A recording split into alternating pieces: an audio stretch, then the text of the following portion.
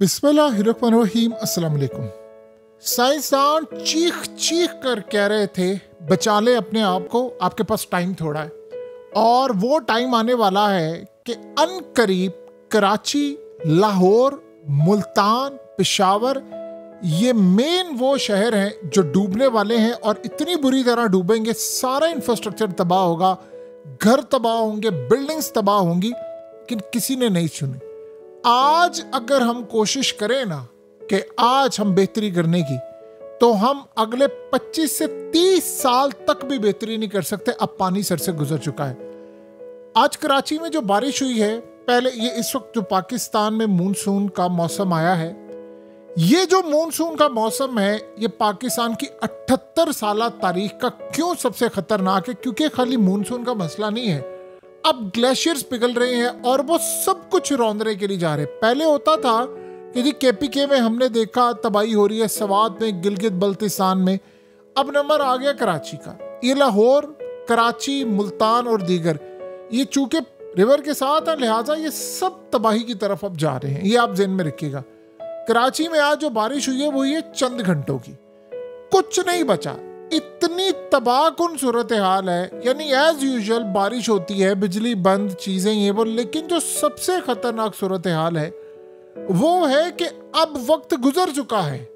यानी अगर हम अब कहें कि जी हमारे हाथ में कुछ है, इस वक्त फ्लड आ गया है, उसने पूरा कराची पैरालाइज कर दिया है और साइंटिस्ट जिनकी पेशन गोई थी कि सब कुछ होने वाला है, उन्होंने अपनी आंखों से, कितने इंटरनेशनल इदारों ने रिपोर्ट जारी की, उन्होंने पाकिस्तान को वार्न किया, तेजी के साथ वो वार्न कर रहे थे कि चीजें हमारे हाथ से निकलने वाली, किसी ने कुछ नहीं सुना।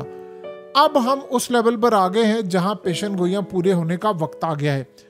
देखिए, सबसे पहले तो आप ये ज़हन में रखिएगा, पाकिस्तान में इस वक्त दुनिया में सबसे ज्यादा, आप समझ लें, 7253 के करीब ग्लेशियर्स हैं। गिलगित बल्तिस्तान, KPK, आज़ाद कश्मीर वगैरह। इसके बाद आप ज़हन में रखिएगा कि अब पाकिस्तान में क्लाइमेट चेंज आप कह लें, कुछ भी कह लें, ये जो आउटबर्स्ट होता है फ्लड का, वाटर की शॉर्टेज है, जो रिवर से है, तमाम चीज़ें, अब तबाही का वक्त आ गया है।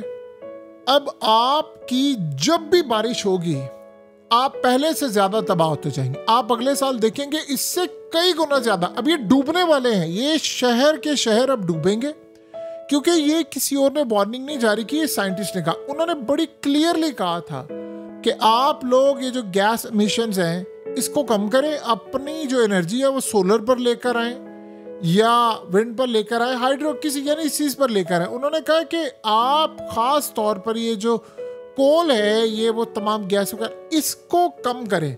सो अब जो सूरत हाल पैदा हो रही है वो सबसे पहले आप ज़हन में रखिएगा, उन्होंने कहा था, ये 1990 से वो कह रहे हैं, 1990 में उन्होंने रिपोर्ट जारी की थी कि अगले 30-40 साल बाद पाकिस्तान रहने के काबिल नहीं रहेगा अगर इकदामात ना किए। उन्होंने रिपोर्ट जारी की कि यहाँ पर दरख्त लगाएं, इतनी बड़ी तादाद में दरख्त लगाएं, इतनी बड़ी तादाद के अंदर दरख्त लगाएं कि वो पूरे का पूरा पानी वो भी किसी तरह सक करना शुरू कर दे और इसी तरह जज्ब कर ले पानी, और जो टेम्परेचर है वो किसी तरह मेंटेन करे। खाली ये मामला नहीं है, यहाँ तक उन्होंने कहा था कि आपको ग्रीन सिटीज बनाना पड़ेंगी, आपको ख़ास तौर पर लोगों को ये बताना पड़ेगा कि आप पैदल चलें और ख़ास तौर पर दूसरी तीसरी चीज़ों का इस्तेमाल ज़्यादा करें, यानी ऐसे शहर आपको तामीर करने पड़ेंगे।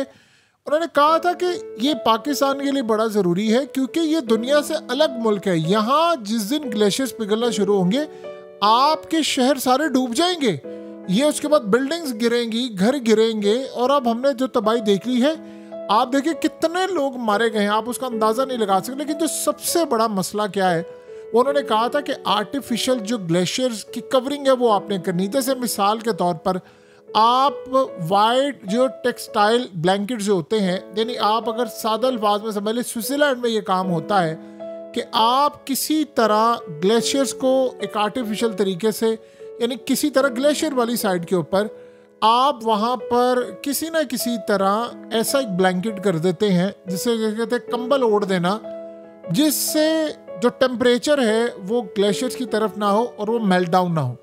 अब ये काम असल में लद्दाख में भी हो चुका हुआ है और ये काफ़ी हद तक उन्होंने काम किया है। अब इस सूरत हाल में बड़ा क्लियरली उन्होंने कहा था कि आप अर्ली वार्निंग सिस्टम रखें ताकि लोगों को निकलने में आसानी हो। और जो सबसे अहम उन्होंने बात की थी, उन्होंने कहा था अपना इंफ्रास्ट्रक्चर ठीक कर लें। जो आप लोगों ने बिल्डिंग्स बनाई हैं ये उस वक्त की बात है। अब उसके बाद वक्तन फवक्तन 2000, 2005, 10 उन्होंने कहा था ये जो आपके मुल्क में सोसाइटीज़ बन रही हैं ये कब्जे हो रहे हैं, ये एक टाइम ऐसा आएगा कि सबके घर, सबकी ज़मीनें, जो कब्जा करने वाले वो, जो उसमें रहने वाले वो, सबके सब लपेट में आ जाएंगे।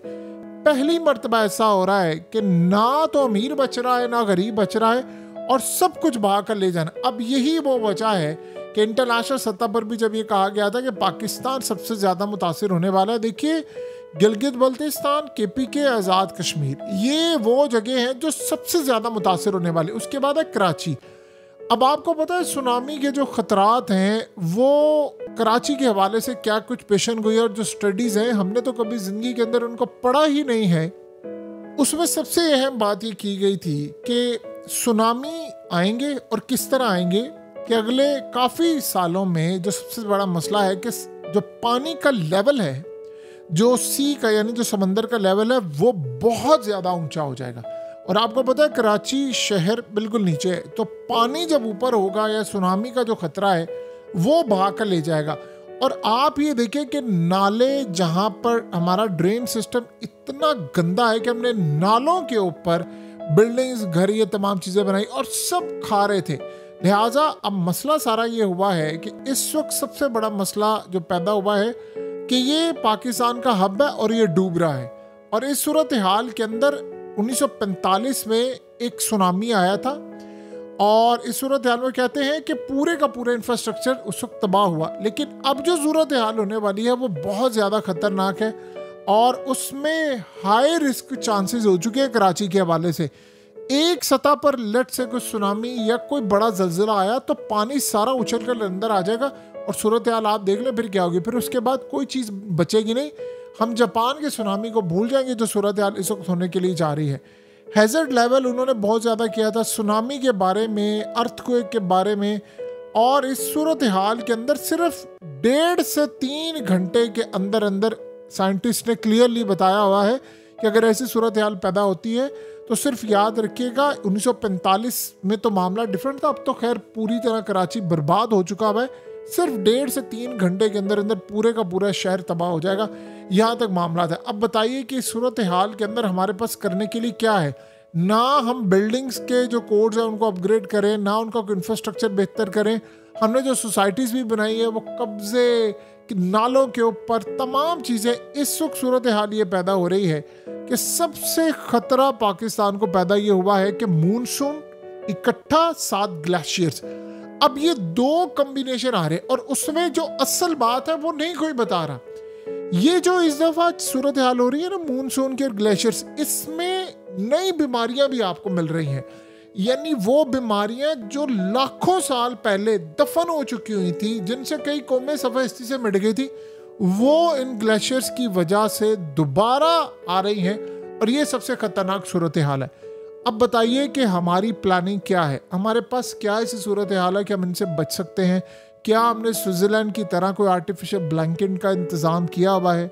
क्या हमने दुनिया में, हम तो सिर्फ ऐसो ये देख रहे हैं कि सोसाइटीज़, एक नया ट्रेंड चला हुआ है, सोसाइटीज़ बनाएं और उसमें आप कब्जे शब्जे करके सारा काम करें और आगे चलें।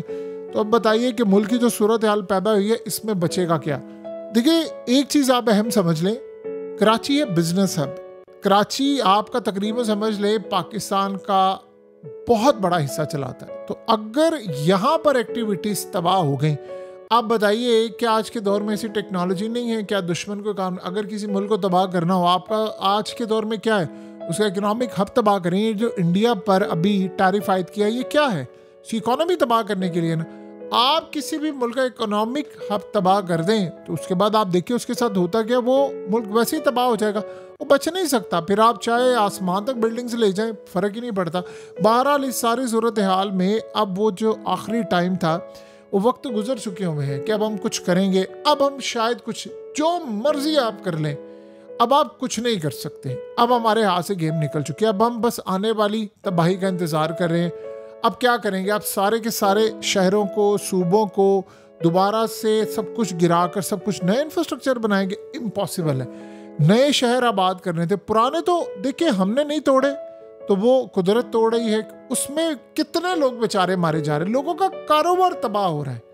लेकिन इस सूरत हाल में आप एक दफ़ा देखें तो अमीर गरीब दोनों ही इससे मुतासिर हो रहे हैं। गरीब बेचारा पहले भी मुतासिर था, वो आज भी मुतासिर है, और वो पता नहीं कब तक मुतासिर रहेगा।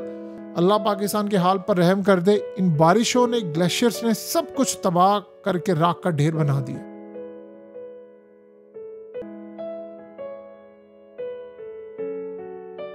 हकीकत टीवी को सब्सक्राइब करना मत भूलें, वीडियो को लाइक करें, शेयर करें और कमेंट सेक्शन में अपनी राय का इजहार ज़रूर करें।